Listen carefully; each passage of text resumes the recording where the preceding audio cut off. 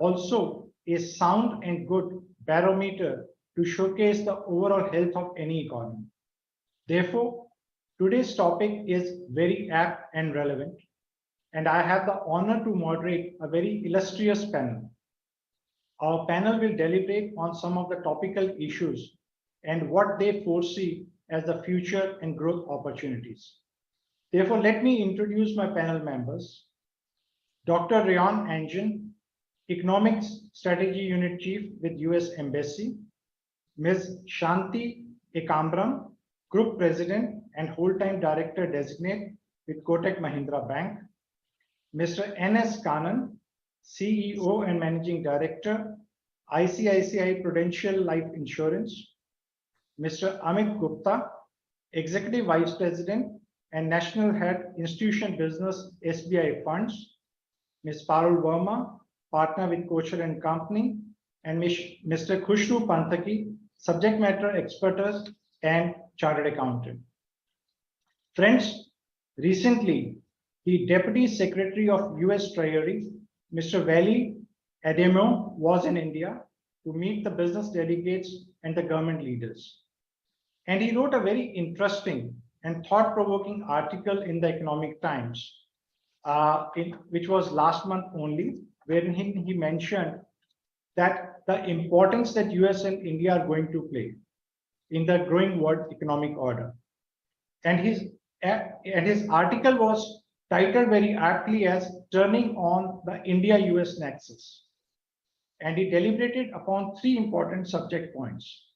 First, energy security. Second, economic opportunity. In fact, that is what we are going to deliberate upon today. And third, reinforcing the open economy. He made a very interesting observation, and that intrigued me.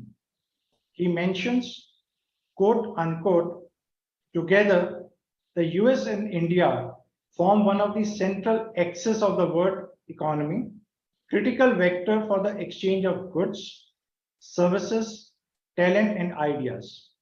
Then he mentions that we must work together to reinforce the approach to economic development and cooperation that has made the axis so vital. And in the end, he concludes, the world economy is at a turning point. Its outcome will depend in no small part on the economic relationship between the two countries.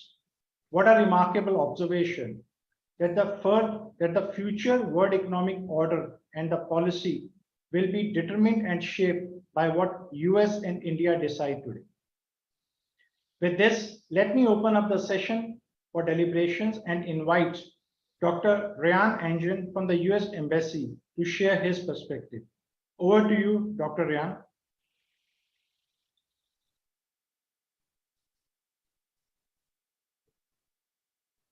Dr. Ryan, you need to unmute. Yes. Oh, yeah, sorry, trying to get the unmute button there. So thank you very much to the IACC and also to you for organizing this event. From our perspective, we consider it to be quite important and we're happy to participate. So in my remarks, I'd like to first explain what I perceive as the larger policy and economic context for how we see India. Second, discuss why we think getting banking and insurance right is critical for India being able to realize its full economic potential. And third, I'll discuss some specific policy areas that we view as foundational on the banking and insurance side of things. So first, looking at the larger policy and economic context. So we view India today as very much like China in the 1990s. Just as China experienced explosive growth over the last 25 years by becoming the factory of the world, India has the potential to do the same over the next 25 years. From a policy point of view, we very much want India to take a larger leadership role, both in the Indo-Pacific and globally. To do that, it needs to grow tremendously. There seems to be little doubt that India will become the world's third largest economy quite soon.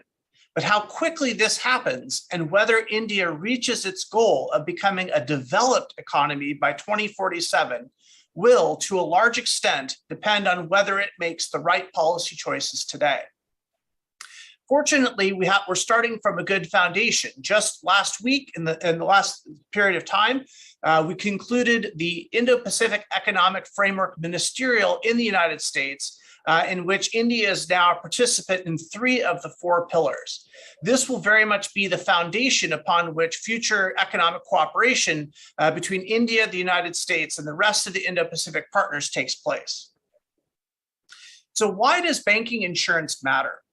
So getting banking insurance right, from my perspective, are prerequisites for everything else India hopes to accomplish economically.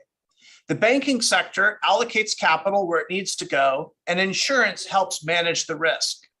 I'm confident that once these 2 cornerstones are properly placed, India will naturally rise to become a new economic superpower, as it should. So in the United States, our financial insurance sector has tended to follow a very familiar and sometimes painful cycle. So it starts out being boring and stifled. Then at some point it liberalizes, then it grows, and it becomes one of the most dynamic sectors of the economy. Then it starts to get a little bit crazy and triggers some sort of financial crisis. And then there are calls for reining it in. And then it becomes boring and stifled once again. So this is not a bad thing, but actually a natural process. And there is also nothing wrong with the financial sector being boring.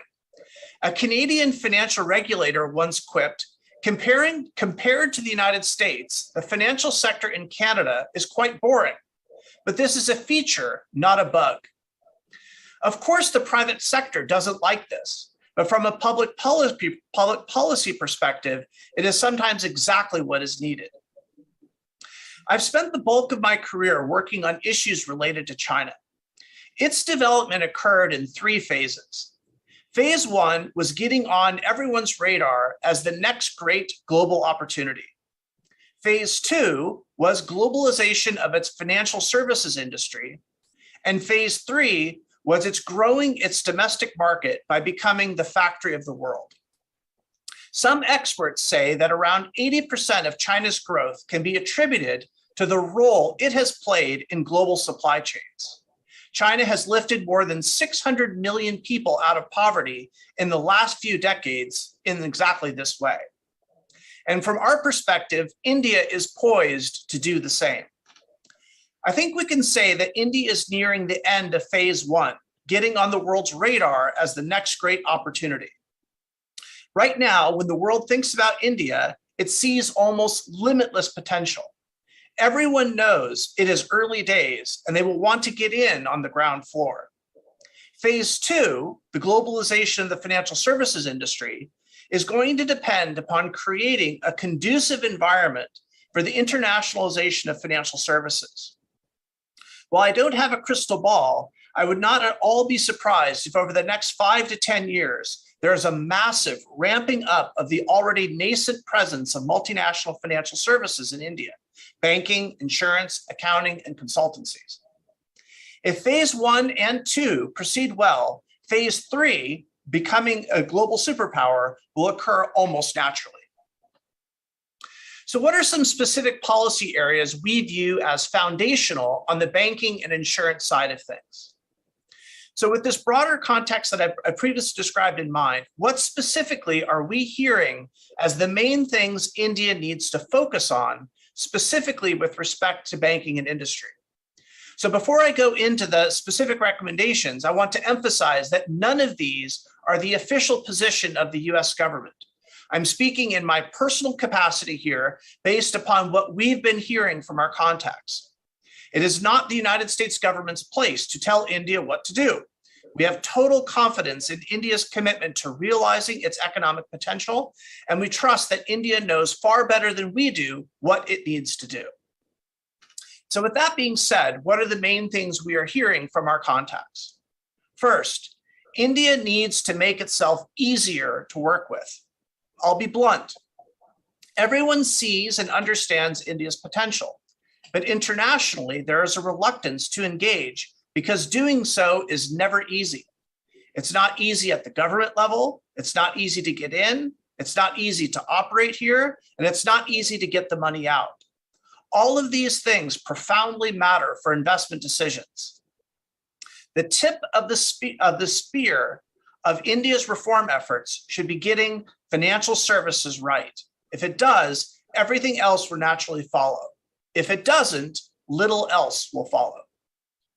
Second, India needs to expand its administrative capacity. The people who work for the Indian government are undeniably brilliant, among the best of the best in India, but they frankly remain too small relative to the size of India's economy. Their heart is in the right place. They have the right ideas. They just often lack the administrative bandwidth to do all that needs to be done. Beefing up administrative capacity on financial services is a prerequisite for everything else. Nobody is calling for armies of regulators, but a multi-trillion-dollar economy needs a financial administrative capacity to match. Third, India needs to close the talent gap. India obviously has an enormous labor force, and it is enjoying arguably the best demographic structure of any major economy in the world. But the question international investors are asking is, does it have the labor force they need to shift their supply chains here? The honest answer is not entirely. Foreign firms feel the need to expend tremendous resources training the workforce to operate at international levels. This adds to their cost of production and makes them reluctant to invest in the first place. This is equally true in financial services. Fourth, India needs to expand financial services to women and marginalized communities. We view the two primary potential drivers of growth in India over the next 25 years as one, as discussed before, becoming a new hub for global supply chains, but in a way that doesn't destroy the planet in the process. And two, empowering women and marginalized communities, moving them out of the informal sector and into the formal economy. India's greatest asset is its people, but it needs to harness all of its people if it is to realize its full potential. These two alone, supply chains and greater inclusion, are likely sufficient for India to realize its economic goals. Everything else pales into insignificance compared to the magnitude of these two drivers. Fifth, and lastly, get the regulatory environment right, especially on digital financial technologies. Common issues we hear include financial reforms and repeal of the retroactive taxation, enhancing regulatory transparency and certainty, equal regulatory treatment of foreign and domestic banks, and perhaps most importantly, expand digital financial services. Again, to use China as a counterpoint, it has effectively become a cashless society. And through its suite of digital tools, any entrepreneur, even one in the smallest village, can effortlessly sell not only to the entire PRC market, but to the entire world. In conclusion, there is little doubt that India today is like China in the 90s. Those who are here today have gotten in on the ground floor of what no doubt promises to become the world's next economic superpower. Our job, the public and private sector alike, is to help India realize its full economic potential. We in the US government are 100% committed to this goal and hope to be a close partner during the next 25 years when India undergoes this profound transformation. These are exciting times, and whether all of this happens depends almost entirely on first creating a favorable banking, insurance, accounting, consulting, and other financial services environment. If we get this right, I believe the rest will naturally follow. Thank you very much, Dr. Ryan, for an interesting message that you gave us and some of the points. First and foremost, easier to do business. I think government has been government has taken a lot of steps in terms of making ease of doing business in India on different parameters, manufacturing, financial services, and others. Second, you mentioned about building up the administrative capacity. Again, there are a number of initiatives which have been launched to make sure that there is equal representation from the private sector on different policy making decisions as well. And later placements have also started at the higher levels in the government. But yes, it's a long journey. Closing the talent gap, I agree with you. We face this discussion, and often it becomes a point on the lighter note when we say that a population of 1.4 billion, we are still struggling to fill in the gaps in different sectors, especially IT, ITS, and various other knowledge-based sectors. I completely agree with you, sir, on the message that you gave to us in terms of diversity and inclusion and women representation. I think there's a lot that has been done in the past, but yes, it's an area there where we need to focus more upon. And last but not the least, in terms of the regular reforms, especially in the financial services sector, I think that will help us grow even further. And in your words, to become an economic superpower with the right policy choices that we make today. Thank you very much. Let me dive straight into the panel discussion, which will be in the Q&A format. And Shanti, let me come first to you. Indian banking sector has gone through a lot of turbulence in the recent past. NPAs, followed by a pandemic, which has its own challenges. And there are now interest rates going up across the world, including India. And there is stress in different sectors, especially hospitality, tourism, and various others. And there is a fear that there could be more loan defaults as we go along because of various issues domestically as well as what is happening at the global level as well. What's your take on the current health of the banking sector and how do you see the future? So Vikas, a lot of what you talked about just now happened during the COVID period. What happened during COVID was a lot of the contact services, which is hospitality, tourism, etc., got impacted because people were sitting at home and they couldn't go out. So they naturally got impacted. The banking sector did go through a little bit of stress, particularly in individual loans and some of these small and medium enterprises. But I think 2-3 things.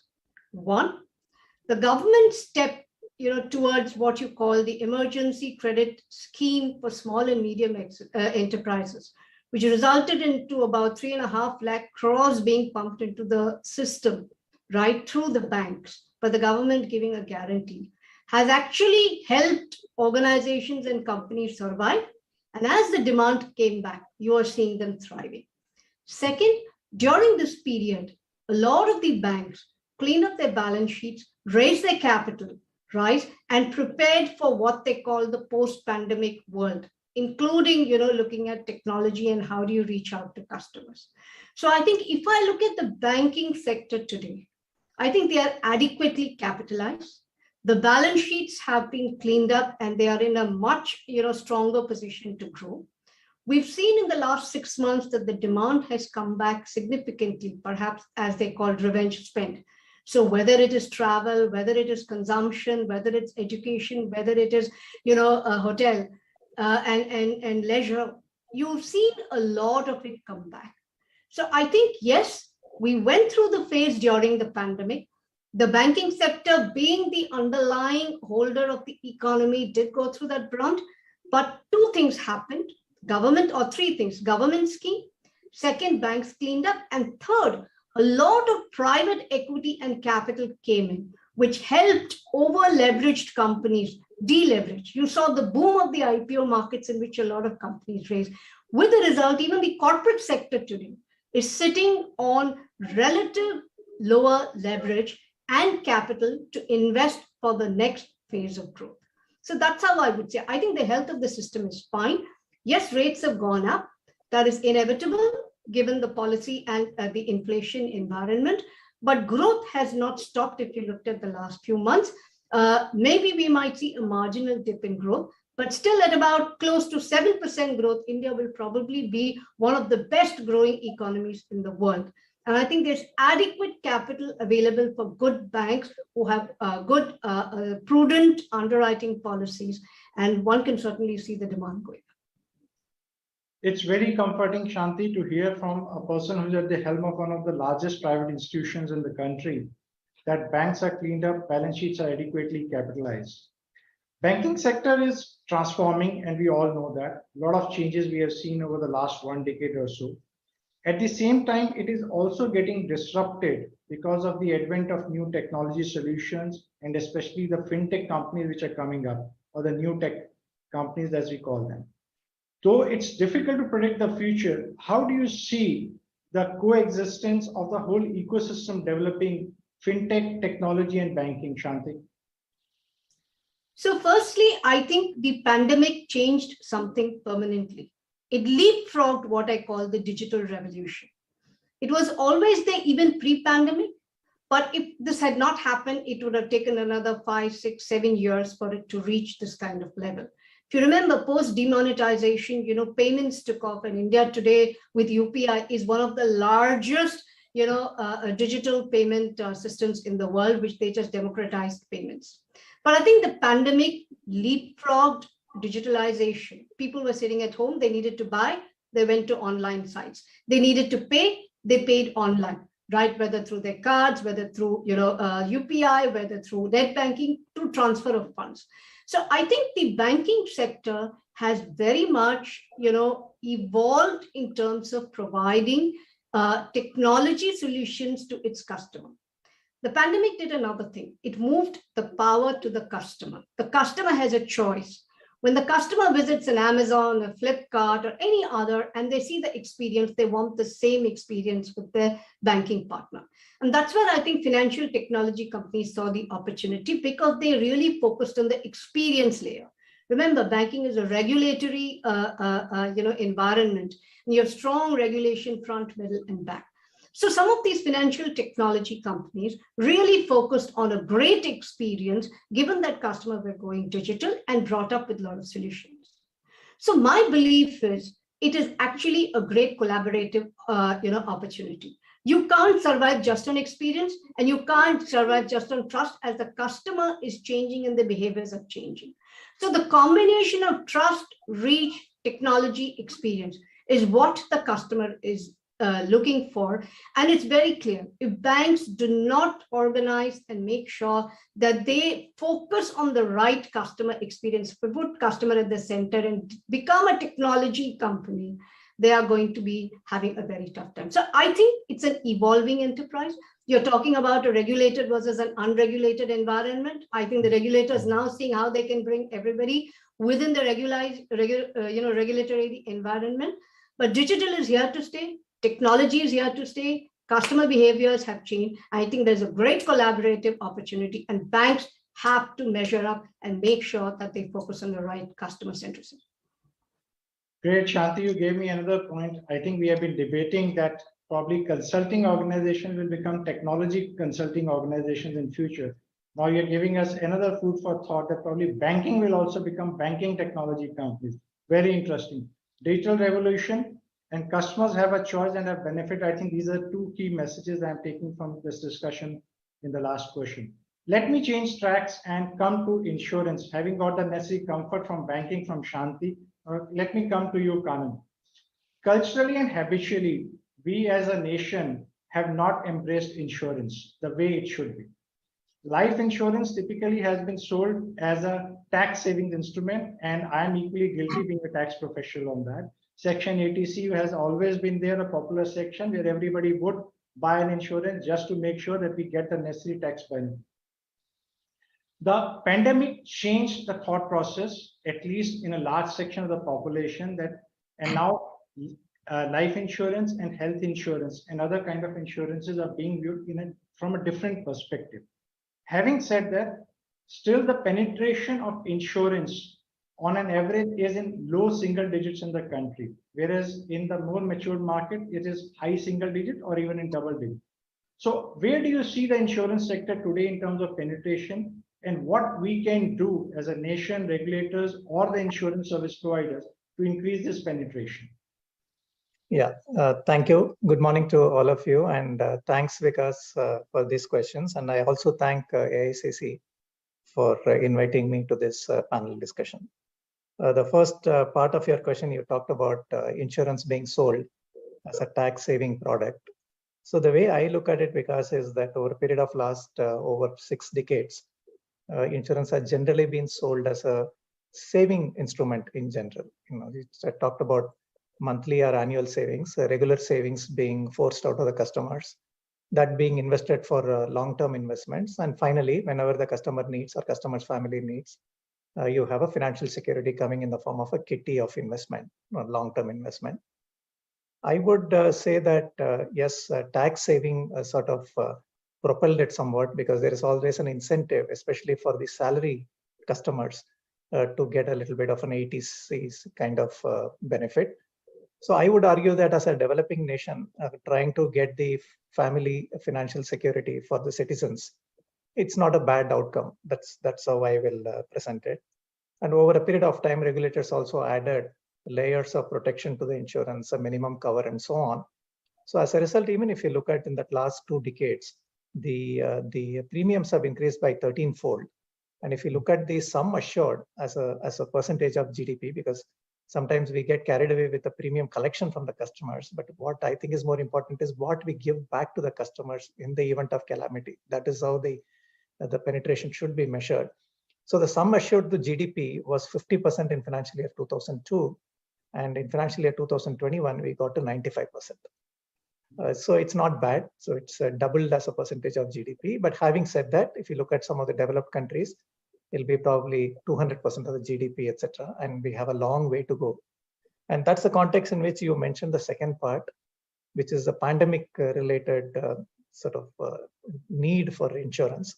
You're absolutely right. While the savings side has done quite okay, the term cover has been hugely underpenetrated in the country, the term insurance. And the pandemic, as you rightly said, has only enhanced the need amongst the customers. And we have also seen it in terms of our own the logins, inquiries for new policies, or if you look at the search engines, that the word term insurance, the way it is being searched during this period, it has been phenomenal. So I do hope that we don't get complacent over a period of time, and the learnings of the pandemic in terms of having to cover ourselves much more than what we have done continues. That's good for the country as a whole. So if you really look at the areas where there has been some positive movement, and to answer the last part of your question, what can be done going forward, is really one area where I'm seeing a lot of movement is a group term insurance. So in the organized sector, especially with the employer-employee relationship, lots of big and medium corporates are getting acutely aware of the lack of insurance for their employees. And that pandemic has only emphasized this point, that the number of employees being covered by large corporates and the extent of coverage per employee, both were very inadequate. So we have seen in our own business and for the industry, a huge movement in the group term insurance. And there's a nice way to cover larger segments, especially in a vast country like India. Going through the employers and doing a group insurance is a quick way of getting up to speed on insurance coverage. That's one area where I think more can be done. There's been some movement I'm seeing. The second is the Prime Minister's scheme, PMJJBY. That has really enhanced the awareness of insurance in the country. So I understand that there are about 6.5 crore members as of April 2022. It's a minimal coverage of about 200,000 at a price, and the regulators have also made the price a bit more viable for the industry as well. And it's a nice way of ensuring that the viability of such products stays, and more customers can be covered in the future. So this kind of schemes, as we move forward, is a second area where there can be a lot of movement. The third is a general awareness campaign, because in a country like us, more and more awareness needs to be created, and learnings of the pandemic have to be sustained. And you don't get suddenly complacent that this will come and this shall pass and life will go on as usual. We should not get into that kind of a mode. So the awareness campaigns are critical. The insurance councils have done a lot of effort. The regulator, IRDA, is doing a lot of effort. But I think sustained campaign is a requirement, especially for a country like us. And the fourth area where I would say is, taking off from Shanti's points also, that the reach to the customers is more critical, especially in an insurance space. It continues to be a push product. So you'll have to make sure that it reaches the customers.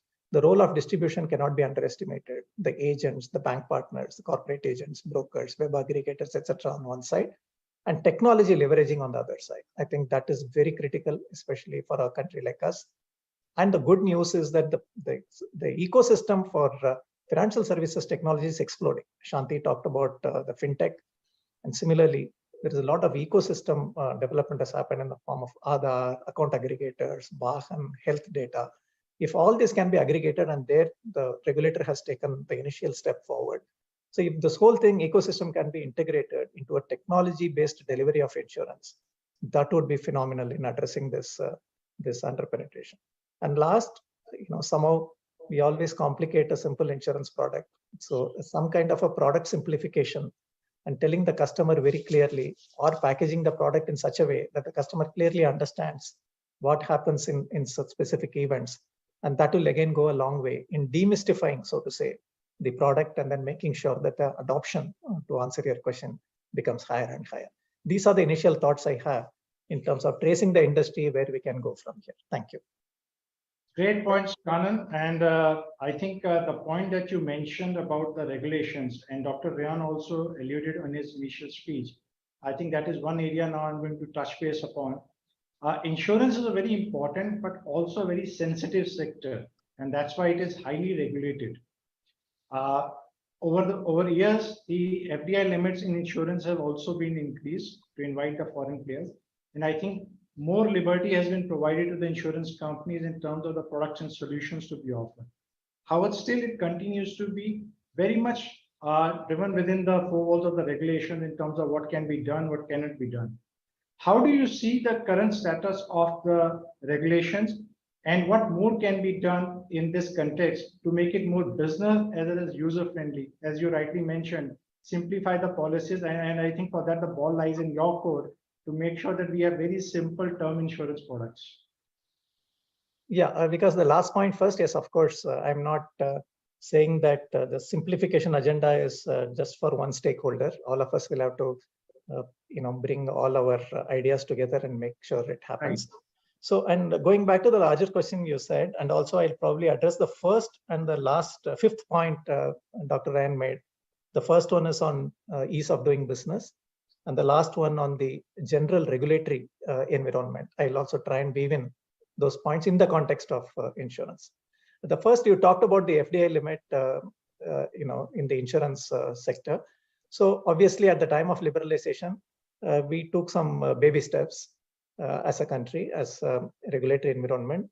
The FDI limit was at 26% at the time of liberalization. Then subsequently, in the year 2015, the country increased it to 49%, and more recently, it has gone to 74% in 2021. So I would say that this is a great move. On one side, it's a calibrated move. On the other side, 74 is an outstanding number, even from the international investors' perspective.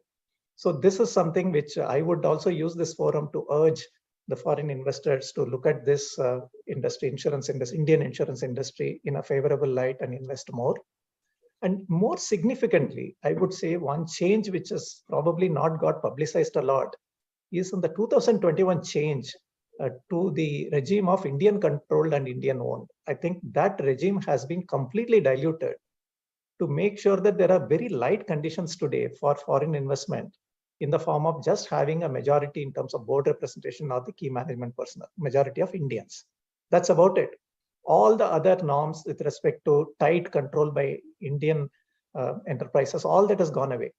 So I think not just that the ownership level has been increased to 74%, but the associated control requirements have been fully diluted. So it's a very calibrated opening up, and this is something which is not publicized so much, but I would urge that the international investors really look at this and look at Indian insurance industry as a favorable destination.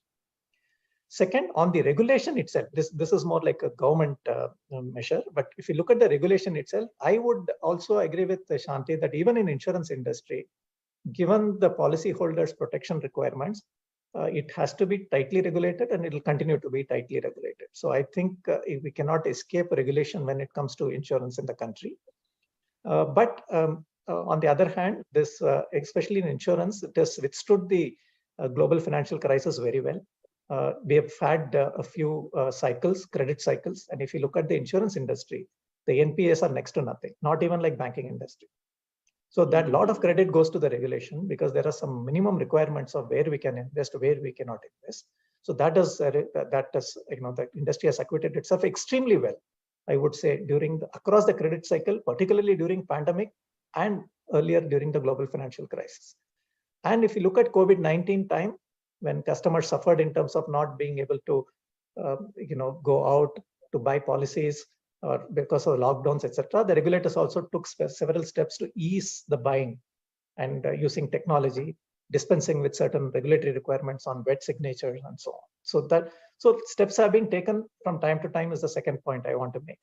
Third, again, this will address the first point made by Dr. Ryan, that recently the regulators have talked about their own agenda for insurance going forward. They've said the first is the growth and development agenda. IRDA as insurance regulator is called here Insurance Regulatory and Development Authority. I think true to that name, the chairman of IRDA has articulated that by 2047, with this 100th year of India's independence, he doesn't want anybody to be without life insurance or no family be without family health insurance. So this is the agenda. The first agenda of growth and development has been articulated. And the second agenda he has articulated is the ease of doing business. So the regulator feels that without doing delivering on ease of doing business, we cannot fulfill the growth and development agenda. And I'm very happy to note that some of the recent steps taken by the regulator means that they are really walking the talk. For example, in respect of several products, they have dispensed with the prior approval requirement. Instead of file, get it approved and use, they made it use and file. You manufacture the product, use it, and then file it with us, whether you have complied with everything. It's a great step going forward. They have put out a lot of exposure drafts on intermediation, relaxing the intermediation, relaxing the expenses of management, the commission, and the other forms of capital, which is a great thing.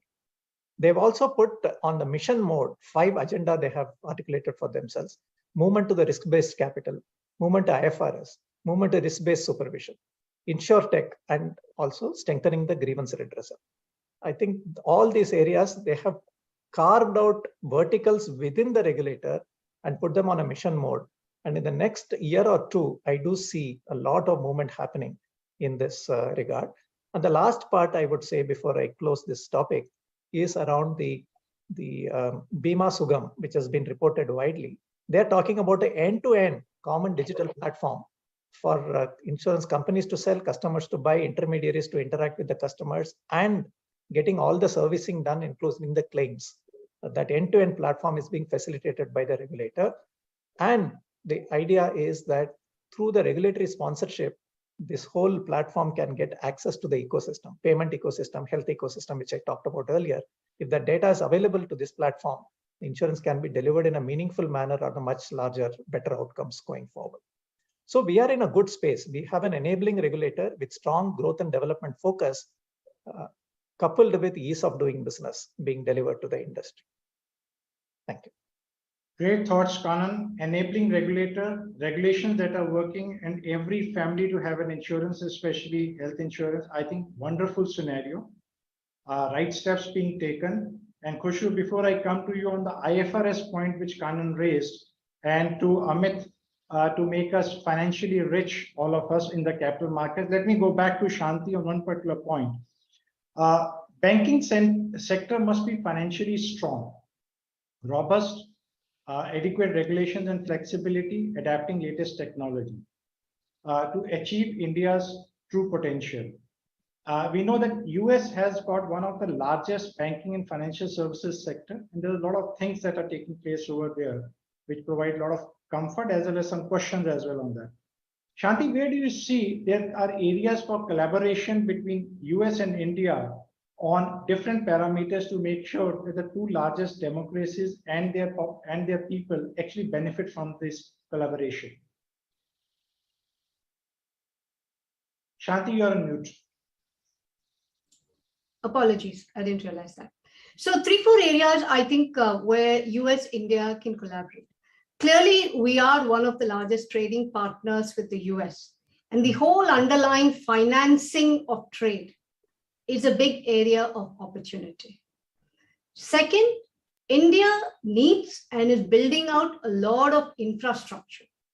Long-term EXIM infrastructure funding and capabilities around it is something that the US certainly can help India in provide, apart from providing base technologies itself, financial technologies itself, long-term infrastructure financing.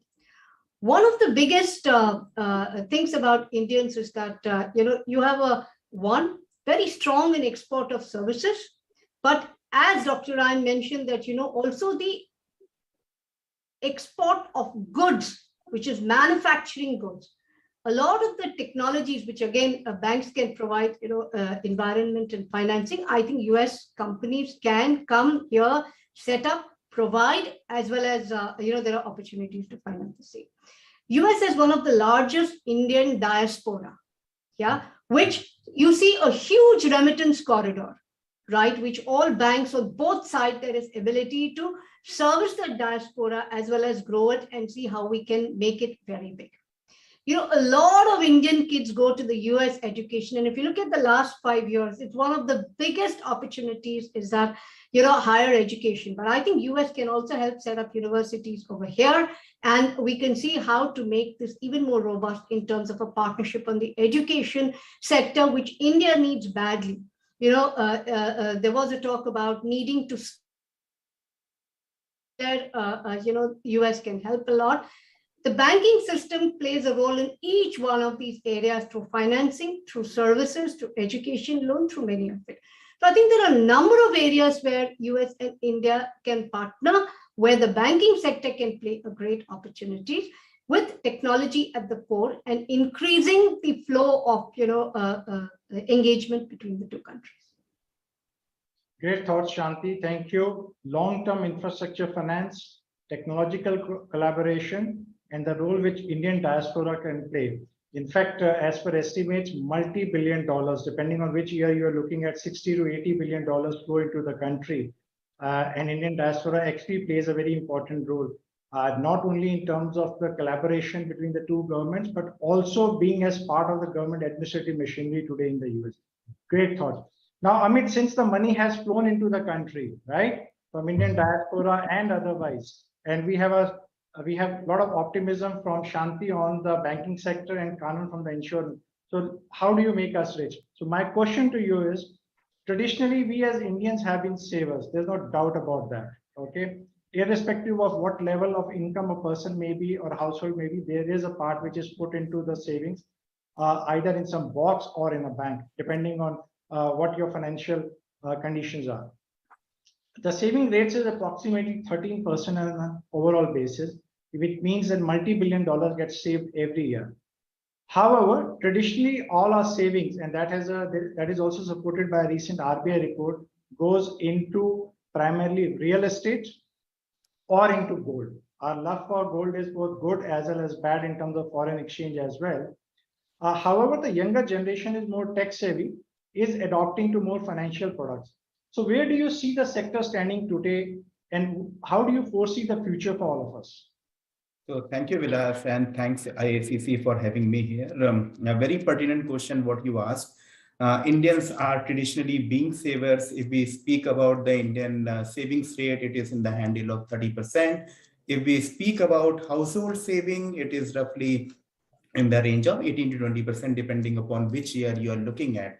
Now, what is our endeavor is to make sure that we transform the Indian savers to Indian investors. Because the time when we look at only as a saver, we are just looking to beat inflation, and the industry where we are in, we are focusing on creating wealth for our investor. Now, just to give you an analogy about the importance of financial markets in the economy, let's take a case of a human body. So a finance is like a lifeblood, without which a body cannot operate. And the same kind of activity which we are doing in the economy, and their asset management companies are playing very, very important role. If just to give a color about the kind of assets what we manage and how we are, not only helping the investors, but also the companies which are into expansionary mode. Asset management industry, which includes mutual fund on the public space and AIF and PMS. Combined, we are managing roughly as an industry around 66 lakh crore. Out of which SBI Asset Management as a company, we are managing roughly 17 lakh crore. This is just the start and the tip of the iceberg. As you rightly mentioned, Indians primarily used to save their money into tangible assets, which were as high as around 70% if we go a decade back, primarily going into real estate and gold.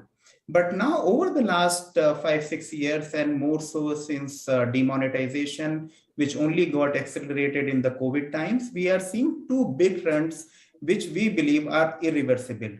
First is the digitization, which is going by leaps and bounds. And second is the financialization. Some of my co-panelists mentioned about the kind of UPI transactions we are happening. We used to be a very, very cash-centric economy, till a couple of years back. And you will be, astounded to note that last month, which was in July, UPI transactions have crossed 10 trillion rupees.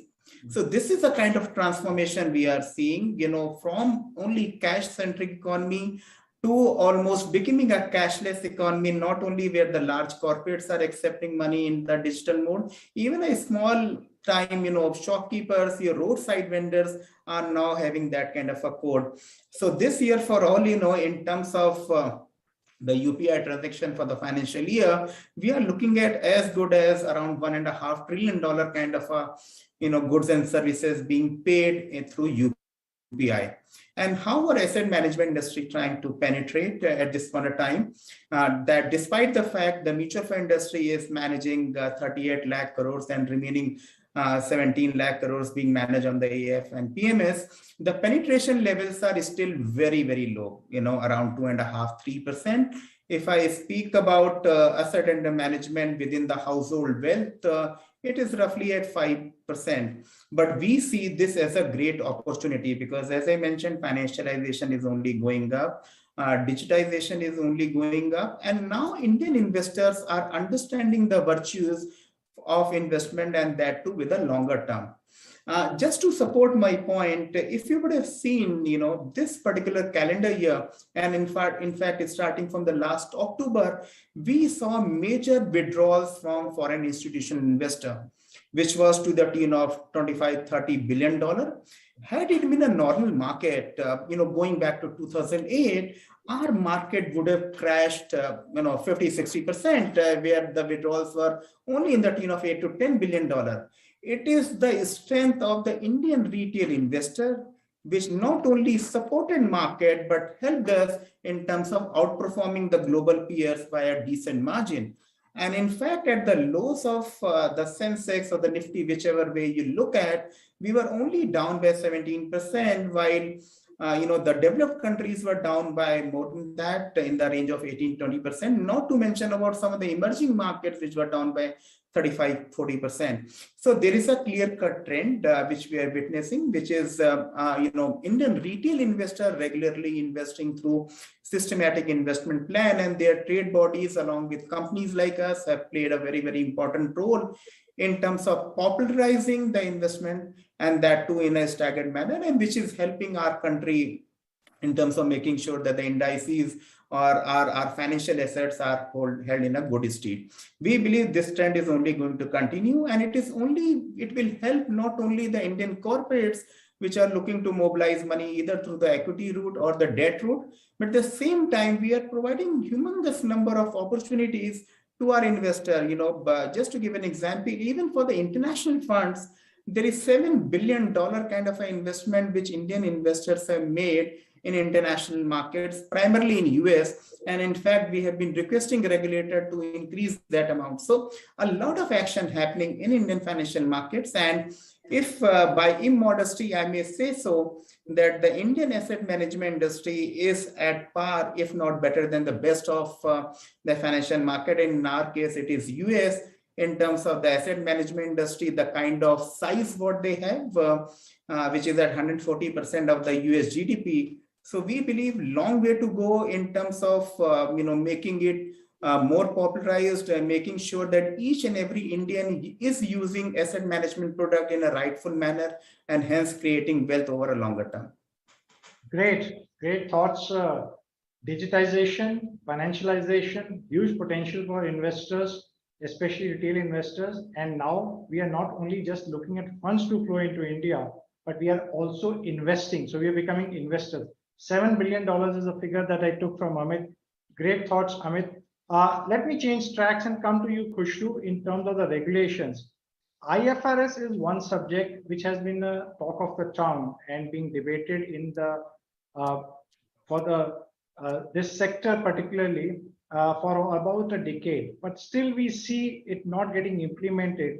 Though IFRS standards actually provide a lot of comfort to the various investors. So, where are we standing today in terms of these standards, and how do you foresee the future on that aspect? Thank you, Vikas, and thanks to Indo-American Chamber for the opportunity. You're absolutely right, Vikas, that the international financial reporting standards have been in discussion insofar as the applicability to banking and insurance is concerned for a fairly long time.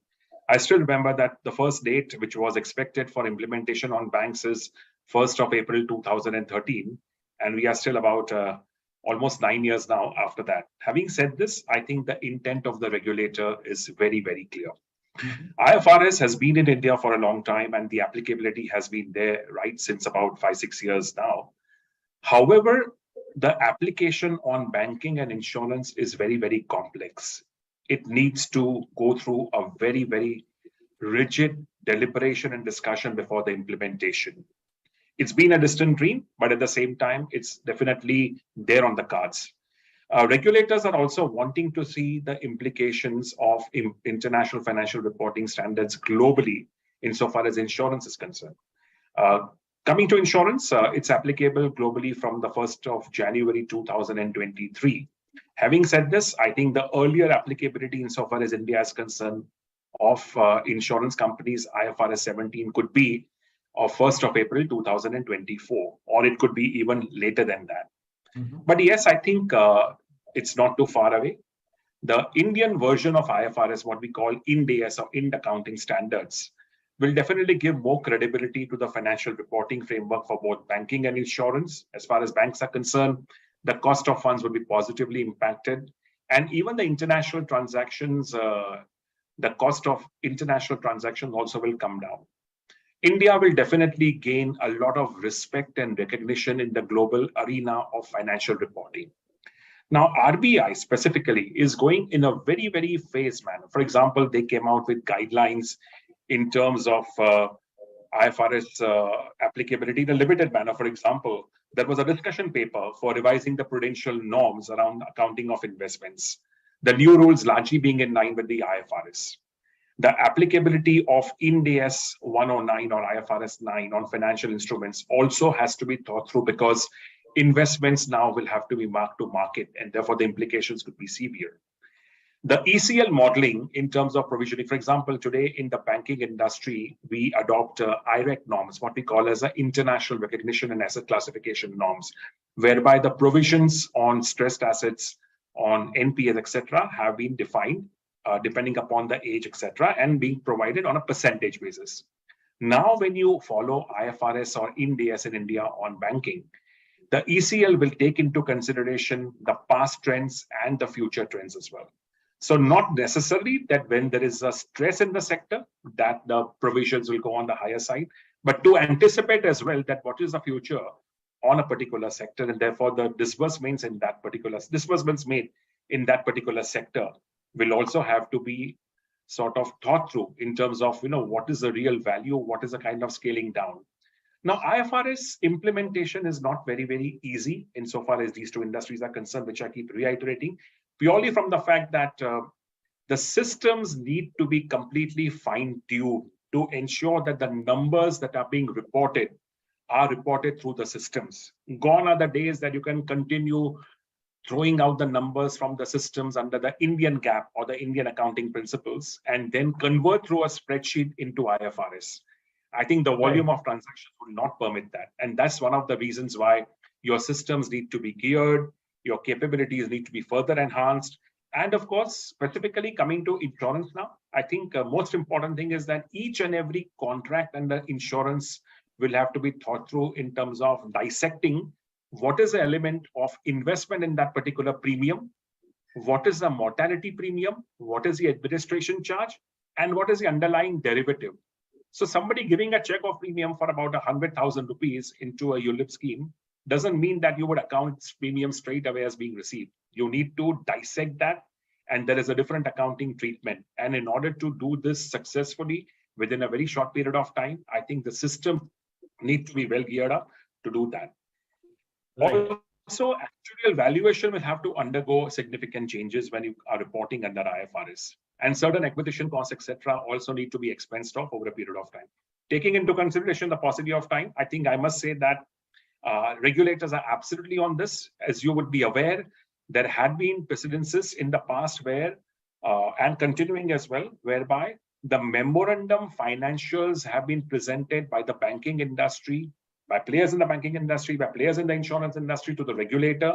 There is a good amount of preparedness, more from a recognition and measurement standpoint.